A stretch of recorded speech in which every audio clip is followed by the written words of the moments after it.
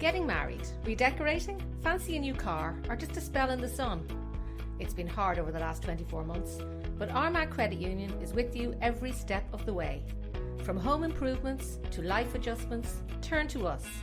Loans with Armagh Credit Union. Call in and speak to us today. Stick at it. You know, things probably you want and where you want to get to. It doesn't happen in the first 6 months. You know, 9 times out of 10 it doesn't happen in the first year or two. But stick at it. You know, believe in what you're doing. Yeah. I think that's important. I think a lot of people can get sidetracked and be like, this isn't working. And don't get me wrong, me and Oren had a number of conversations. It was like, oh, you know, this is tough. And, you know, a certain aspect was struggling or it wasn't going the way you wanted. But my advice would be stick at it, because if you're on the right track and you're driven and you're passionate about what you're doing, all of a sudden it'll change for you someday. You'll not see it coming. As part of our Young Entrepreneur podcast series, I spoke with Andrew Burns, who together with his twin brother Aaron now own 3 individual businesses in the Markethill area. Andrew tells a tale of bedroom to barn, from humble beginnings creating an office out of a spare bedroom to moving into the old barn premises in Markethill, which is now the operational centre for all 3 businesses. Andrew shares his truth about what it's like working with family and close friends, how a little bit of drive can go a very long way, and even gives us an exciting glimpse into what the future holds for potential business number 4. So I have one half of the Burns empire here today, Andrew, and your brother's name is? Aaron. And what age are you guys? We're 29, unfortunately. 29. So you just made the cut for the Young Entrepreneurs podcast series. So where did you guys grow up? We grew up in Banbridge. Oh, Banbridge, so not too far from where you have your sort of headquarters now then? Yes, everything's close. It's actually good to have a headquarters now. For a long time we didn't have one, and we run Burns Skills School, which is our first business, out of our house. Out of the house? Out of the bedroom, in my dad's house. Very good. So how does that work? Well, it was difficult. We were trying to build a business, and obviously we needed somewhere to operate from, so we got a desk and put it in the bedroom, and everything was operated from there for the first couple of years, so it was interesting. Very good. And it's no longer from the bedroom then, it's all in office? Bedroom, thankfully. And where's the office based? We got an office in Markethill. We've been Okay. looking for an office for maybe 2 or 3 years, and then COVID hit. Yeah. And then, obviously pre-COVID then, we found this old barn in Markethill, and it was perfect. We have an open plan office upstairs, we have a kitchen out the back for Lane 14, we have a coffee shop in the front, so we have a number of different things off the back of moving into the old barn. So we're sort of jumping ahead maybe a wee bit, and you've just mentioned your 3 businesses, so could you just tell me what they are, what they're called? Yes, sorry. So our first business we set up in 2013 is called Burns Skills School. So it's a multi-sport coaching company. Okay. So we provide multi-sport coaching sessions for primary school children all across Northern Ireland, and we've been doing that for the past 8 years. Right, very good. Yeah, so we really enjoy it. And then Lane 14, am I right, is your second? Yes, Lane 14 really came off the back of Burns Skills School. Me and Aaron's very heavily into our fitness, and we're obviously big into football and stuff, so we used to get the meals off somebody else, obviously to try and eat better and keep ourselves in shape. And then just one day I was having a conversation with Aaron, and Aaron was he's very the driven one of the two of us in terms of, right, let's go, let's get it done. Yeah. And he was like, we could do this, you know, and it would be a good dimension, different dimension to the coaching, but obviously in the same sort of field. And we just gave it a go, to be honest. We met a guy in Banbridge, and he really helped us. We rented a sort of a space at his kitchen, and we built it up from there, to be honest. We were doing Burns Skills School during the day, and at night time then we went there. So it was difficult, it was a heavy workload, but...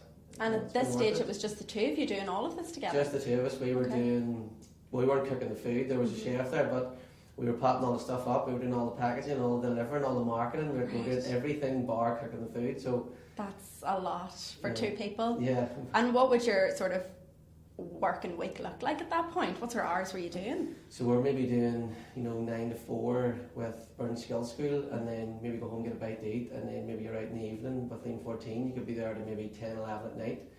I've seen nights where we were there to 1 and 2 in the morning. Seriously? Just depending on what had to be done. It's dedication, isn't it, though? So what made you sort of start, I suppose, the skills school? Because all of this has led on one thing to the next to the next. So go back to the starting point. What happened? To be honest with you, probably similar to Lane 14. At the time, me and Aaron were, I think, 20, 21. Right. And we were coaching for a guy. And again, we're both quite driven, but we're very independent. So whenever we know we're good at something, we're like, we could do this for ourselves. And listen, it's all about risk and reward. We took a risk then because we were probably involved with a good company, and that company still runs now and they do a good job. We just sort of thought, you know what, we could do this for ourselves, and we took a risk. And after a year, 2 years, it started to pay off. You put the groundwork in, and all of a sudden then things start to snowball, and schools start to build, and you start to get more coaches on, and all of a sudden then you have this business. Yeah. So it's And were you both involved in coaching beforehand? How did you get into coaching for the other company in the first place? I think just with playing football from a young age, 16, 17, right, okay. I think that was like the natural progression with all of our friends. We all done the same thing. We played football. We were then looking for a part-time job, so we got involved in a bit of coaching. And then again, that just snowballs from then Burns Skill School arrives. And were you guys, were you guys studying sports at the time? We were both studying sports at the time in Armagh Tech. Okay. So we went to Banbridge High School, and then from there we went to Armagh Tech. But then me and Aaron then moved to England. We signed for Leicester City Right, okay. as professional footballers, but we didn't stay very long. Homesickness got the better of us. Yeah. So we were only there for max 3 or 4 months. And then when we came back, Mum was like, no, you're not sitting in the house. So back to Armagh Tech. Yeah. Back we went, done our studies, and then we went off to university. Aaron studied sports in university, and I studied business. Very good. So the two of you together make a very good duo for working in a sports related business. People have asked about this before, and I would say you definitely learn some things in university, but my experience would tell me that you learn a lot by just being in business, and you make mistakes and you learn from them, and you learn what works and what doesn't. Yes. So that really helps. And would you say there was any mistakes early on? Did you have any obstacles or hurdles? Definitely. I think one thing me and Aaron always talk about when we're talking to other people or our employees, we're constantly pivoting. And what I mean by that is we try something, and if it doesn't work, we quickly move on to something else. And I think it's important to have that resilience, because I think when I speak to people, they're like, oh, this isn't working, and we're really frustrated. You pivot and you go somewhere else, and if you keep pivoting and you're resilient and you're determined, something will work. Yeah. I think that's what happened with Burns Skill School. I think at that time we were quite fortunate that not too many people were doing it. You had maybe 2 or 3 people, where now there's loads. So I think then we were quite fortunate in terms of the space. At the right time as There's well. a bit of a niche for it, but I think because we were 2021 going into that professional environment of a school, I think teachers were looking at us going, oh, these boys are very young and maybe a wee bit inexperienced, which we were. But because we were passionate and we stuck at it, all of a sudden then the wee tide starts to turn, and people are like, oh, you know what, these boys actually know what they're talking about. And I think the big thing for us out of all of it is knowing quality. Yes. I think if I was to give my advice to any young entrepreneur or anybody in business, first of all, know the difference in quality, know the service that you're offering, because you can build the most functional company that there is, but if you're not offering quality at the end of your service, it's never going to last. Yeah. And I think that's runs throughout our three companies is everything's quality, and we go above and beyond in our service. Yeah. And that's stuck by us from we started. No, I would say that's very good advice for anybody starting out. And I was going to ask you just on the topic of obstacles or things that you find maybe difficult in the early days. Are there any examples off the top of your head of things that sort of any issues that you had and you maybe had to think of a workaround for them?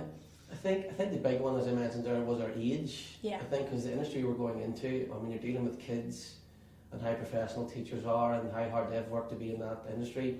We're coming in at 2021 with not much experience. Yes, we had experience in football and background, but not really in a school setting. Yes. So we had to overcome that obstacle, and that basically was just through being professional, offering a quality service, working on our craft.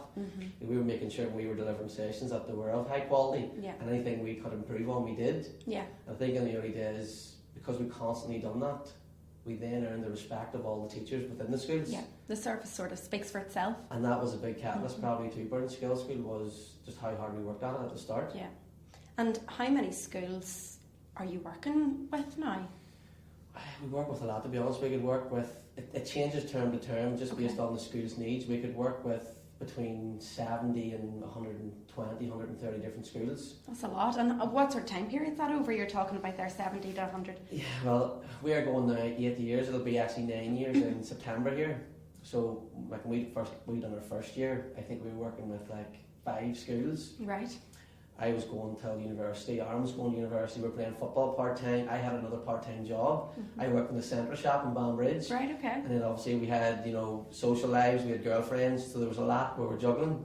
So in terms of time frame, to get to that sort of 70 to 120, it probably took us 3 or 4 years.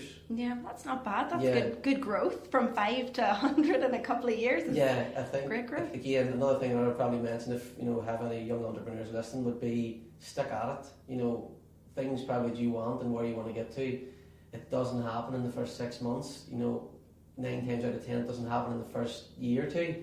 But stick at it. Believe in what you're doing. Yeah, I think that's important. I think a lot of people can get sidetracked and be like, this isn't working. And don't get me wrong, me and Oren had a number of conversations. It was like, this is tough, and a certain aspect was struggling or it wasn't going the way you wanted. But my advice would be stick at it, because if you're on the right track and you're driven and you're passionate about what you're doing, all of a sudden it'll change for you someday. You'll not see it coming, but stick at it and hang in there, because at the start it is difficult. Did you find that you went through periods of like rapid growth and then a plateau and then rapid growth, and just sort of you find those times, I think, when you slow down a little bit, those are the scariest?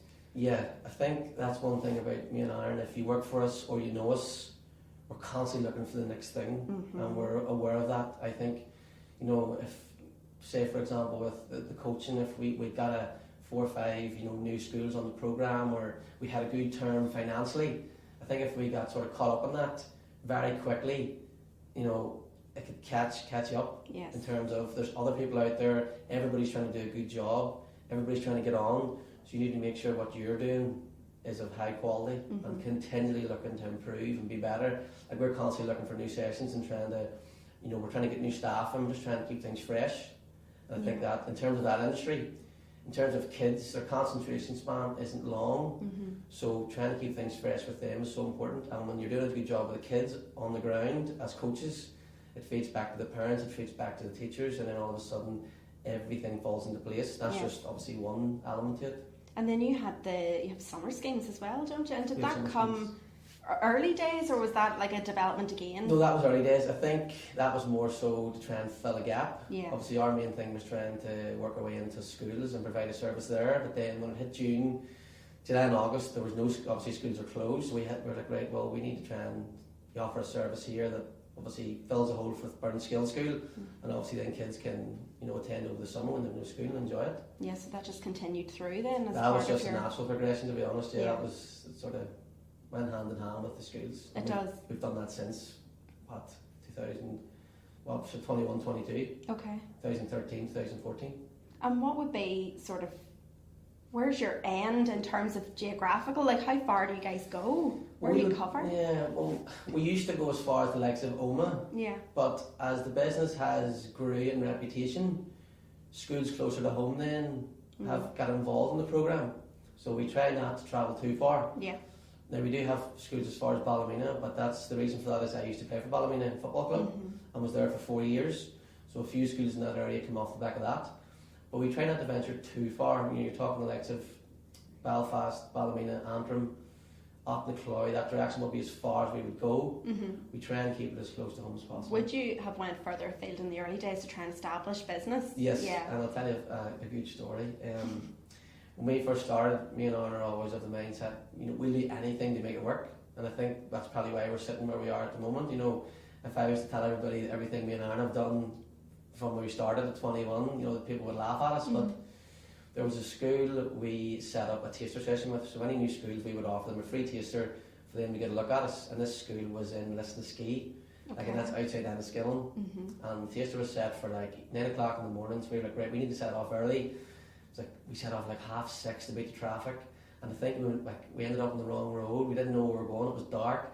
Me and Oren started to argue in the van the way up the road that morning. We were late to the session. Right. And then when we done the session like 3 or 4 hours back down the road at like 1 or 2 o'clock. The next day speaking to the school, they didn't take it on. Right, okay. So it was a frustrating time. Whether it was because we were late, maybe had somebody else lined up, they weren't happy with the session. But it could have been a number of variables, but just stuff like that, and you're going, like, this is so difficult. And but you just have to keep pushing. Going back to sort of like what I was talking to you about earlier with obstacles and things, I suppose that was an obstacle for you guys early days, trying to get that business in and going wherever you think you're going to be able to get business, and then finding out that it hasn't been sort of worth your while. But I guess that's the frustrating part. But again, as I said, me and Orange have the mindset we'll do anything to make it work. If we're passionate about it and believe that we can offer a good service, we'll go anywhere. Yeah. Well, I was going to say to you there, just as you were talking about arguing with Aaron in the car on the way down, how do you get on working with him? I think that's healthy, and we both see that as healthy. Yes. Like, I'm not going to sit here and say that everything's rosy all the time. It's not. We're obviously, we're twin brothers, but we're different people. We're our own person, and we do argue at times. But I think that's healthy. It keeps us both motivated. Yeah. I think if one of us got our own way all the time, I don't think it would work. So it humbles us in a way that, right, I have my opinion, Aaron has his opinion, and sometimes, we're completely, complete opposites on that view, but I think it's healthy. Yeah, and you balance each other out, I suppose. Yes, we do. We definitely motivate each other and keep each other going. And that's probably another thing I would say too. Not everybody probably has that opportunity to work with somebody when they're starting a business, but I always feel, from my experience, and I'm sure Aaron would say the same, having Aaron to lean on, and Aaron having me to lean on at times, whenever it gets tough, definitely helps and gets you through those moments where you're like, right, this is really difficult here, what are we going to do? Yeah, you are obviously very close, so it must be good to have that person that, like you say, to lean on, that you can share probably fears and business related fears with, whereas you maybe wouldn't do that so easily with a business partner as such. 100%. We're definitely probably, I would say, closer than the normal business partners. Obviously we grew up together, we've done everything together, went to school, we would hang out at the weekends together. We're like best friends in a way that way. As we got a wee bit older, obviously Aaron's now got a young child, so we don't see as much as we would have, but we see each other every day in work, and we're definitely quite close that way. That's good. Well, I was going to ask you, how did you guys get funding to start your business, or was that all self-funded, or did you have to reach out? Well, when we first started Burn Skills School, we didn't have any funding. So for the first year, we were just trying to build it ourselves, and we bought a small amount of equipment, and then it was just a case of we approached a few schools, and it spiraled from there. And then in year 2, we got funding of £5,000 for equipment. Okay, and where did you get that from? We got that from Sport NI. Right, okay. So that's the only funding we've ever got from Burn Skills School. Okay. So, and we've been able to build the company off that. The back of that, that's excellent. Yeah. And then whenever it came, so I suppose we need to talk now maybe about Lean 14 and just the progression into that. Yeah. And was it funded? Did you have to put anything into Lean 14, or again was that just off the back of the skills school then? We didn't have to put anything into it initially because we were quite fortunate. The guy we were renting the kitchen off, all the stuff was there. Yeah. So it was just a case of getting it going. I think initially we put our own money in. It could have been, don't quote me, it could have been maybe 3,000 or 4,000. Okay. So it was just a case of buying some produce, some packaging, and then it was just a case of getting going. And again, it was the same as Burn Skills School. I think one of our strengths, as much as we want to get things going quickly, we're very patient and know that things take time to build. Yeah. So we build them incrementally, and then things just start to go from there. Yeah. And that's what happened with Lean 14, same as BSS, and it's now what's happening with our third company as well. Very good. So that's Herd. That's Herd Coffee. The third company. So how did that happen? What happened with Herd, and what is Herd? So Herd's a coffee shop, and as we said with you there before we went on air, it sort of came about because we moved into new premises. So we work out of what will be known as the old barn in Markethill. Yeah. So we have 5,000 square foot premises, so it's quite big for what we need. Yes. So we've actually changed the second floor where the restaurant is into an open plan office, and then underneath in the first floor we have, out the front we have the coffee shop. Yeah. And then we have an industrial kitchen at the back with our bakery. Okay. And that's where Lean 14 runs from. And that office you're talking about, there's obviously the office that you needed in place of the bedroom at your mum's house. Yes, and it's a wee bit bigger than my bedroom. Yes. So are you running then sort of administratively all of the companies from that one office? Yes. Okay. We do that all. I myself would look after all the administrative stuff. I look after the accounts and whatnot. Aaron looks after more of on the ground. He would deal with like the schools and the stores directly, where I'm looking at more the accounts and the marketing and whatnot. So we have our own roles within the company, so we're not crossing over much. That's good. So we have our own stuff to focus on, but we're well aware that we have each other for support. So it is like a little headquarters then for everything. No, we really enjoy it. Honestly, My fiancée Sarah, obviously she works as a solicitor in Belfast, and you know, I regularly tell her like I can't wait to get into work tomorrow. Yeah. And like we just love what we do. Yeah, it's half the battle, isn't it? It so is, honestly. When you love what you do, don't get me wrong, there's days where you can see it far enough, you know, when things aren't going right, but that's not all the time. That's just the struggles of being in business. Yeah. But you know, most of the time I love going there and being there and just knowing that, you know, you've got all your 3 businesses under one roof, and we've got a lot of really good people with us, and we're all working towards the same goal. It's just trying to be better and supply good service. And how many people do you think you do have with you now across the board? How many employees would you have? We could, between the 3, we could have maybe 30 employees. That's good. Yeah. It's a lot though. It is a lot, and as I say, we've got, you know, really good people around us. Obviously I mentioned about making sure that you know quality in your business and you know what sort of service you're offering, but another thing I would say for anybody listening would be another important factor in all that would be the people you have around you. Yeah. It's so important. Definitely. Making sure their ethos is your ethos and vice versa. And I think another strength of me and Aaron's, people might say, is that we're good at spotting a good employee, somebody that is a good worker and is in line with us and what we're doing. I think from Burn Skill School, we have 2 or 3 of our best friends actually work with us. Okay. So we have a guy there who's part owner in the coffee shop, me, Aaron and Daniel Wright. You would see him on the coffee bar. He's the guy that makes the coffee and greets everybody. Okay. Big tall fella. So he would be one of me and Aaron's best friends, and that's off the back of Burn Skill School. Right, okay. He came over from the Skill School? Yes, well he still works for the Skill School, but he's part owner in the coffee shop and works there too. Excellent. And then the manager of Lane 14 is our best friend, right? Alex Glenn.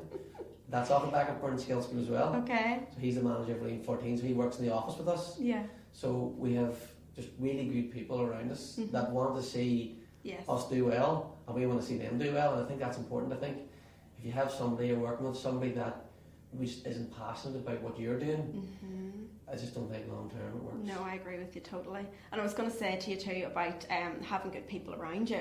Of course, one of the good people you had around you was your dad. Yes. And he's very, very well known businessman from our area. Yeah, he was a barber, isn't that right? That's right. So I was going to ask you about your dad, and because obviously with him having his own business, was he an influence on what you guys are doing now? Massively, and I think that's where people around us would like frequently say to me, he's works so hard and so many hours. But that was my dad, you know. My dad would work all day and all night, you know, if he had to. And I think we've got a work ethic from him. Yeah. Obviously seeing it from a young age, you know, it's just instilled in you. This is what I have to do till earn a living to be successful, is you have to work hard. Yeah. You know, nothing's handed to you, and nothing was ever handed to him, and nothing's been handed to me and Aaron. Anything we have now, we've worked for. Yeah, like you were saying with your funding there, it's all been really self-funded apart from the one bit of funding that you received. We try and stay away from it. So we do. We try and stay away from funding. Don't get me wrong, it's not a bad thing. No. But me and Aaron are confident enough that we could build something without it. And I suppose it is sort of maybe been passed down from your dad then, just that grit and determination that you can do it yourself. 100%. And I remember the dad would always have said, you know, drive it on, and that was his words, you know, he was real old school, like, and just drive it on, and like, that's what we do. We just every day we're just pushing and pushing just to be better, and that comes from him. Yeah, you've been saying that from the start actually the whole way through, drive it on, and you have that's me and our mindset, is every day just keep pushing and keep driving, and if you, as I say, if you're offering a good service, just things will fall into place, and it'll work. And for us at the moment, it is working, and fingers crossed it continues. Yeah, definitely. I was going to ask you there too, just off the back of fingers crossed it continues. Is it going to continue? Do you have plans for more businesses, or? We actually have. We're opening a fourth one here very soon, but it's all QT at the moment. Okay. Too much, but it'll be operating out of Markethill as well. Excellent. So yeah, there's a fourth one coming, but me and Aaron aren't naive at 29 now to think that, you know, these 3 businesses, potentially a fourth, will be forever. Yes. I'm very aware that, you know, something could go wrong at some point. You know, we're not perfect. We don't get things right all the time. We do make mistakes, and we'll probably make mistakes moving forward. I might make mistakes this week. Yeah. But we're aware and not naive to know that we need to stay on our toes and keep it fresh. Yeah, make hay while the sun shines. 100%. Yeah. And like we have, as I say, we have the 3 businesses going now. We might not have the 3 businesses going next year. I don't know. That's just the mind frame that we're in. Yeah. It keeps us on our toes. It keeps you motivated, just to make sure that you're doing better and you're not resting on your laurels and what you have. No, agree with you. Yeah. Well, I think that's all for today. Thank you so much for coming along to speak to us. No it problem. sounds very exciting. I can't wait to see what this fourth business is. I'll be staying tuned for more. No, thank you very much for having me. I really Thank enjoyed you, it. Andrew.